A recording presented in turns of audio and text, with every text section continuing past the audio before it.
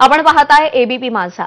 भाऊबीजेच्या दिवाळीच्या तुम्हाला सगळ्यांना मनापासून शुभेच्छा आणि बुलेटिनची सुरुवात एका महत्त्वाच्या बातमीने। मुंबईमध्ये दिवाळीच्या 2 दिवसात फटाक्याची आतिषबाजी जोरदार सुरू आहे आणि याचा फटका मुंबईच्या हवेला बसलाय। प्रदूषण पातळीत कमालीची वाढ झाली आहे आणि प्रदूषणामुळे मुंबईतली पहाट धुरकटलेली होती। प्रदूषणामुळे अनेकांना खोकला सर्दीचा त्रास सुरू झालाय। हवामान विभागानं पुढील 2 दिवस काही भागात पावसाच्या सरी बरसण्याचा अंदाजही वर्तवलाय। मुंबईच्या दादर समुद्र किनारपट्टीवरून आढावा घेतलाय अजय माने यांनी।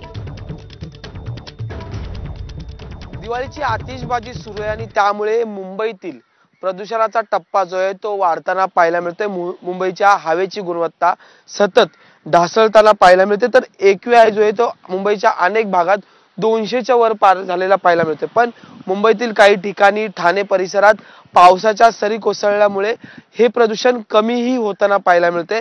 सतत 3 दिवस दिवाळीची आतिषबाजी आणि फटाके सुरू असल्यामुळे प्रदूषणाचा उच्चांक जो आहे तो म्हणजे AQI एअर क्वालिटी इंडेक्स जो आहे तो वाढलेला पाहायला मिळते।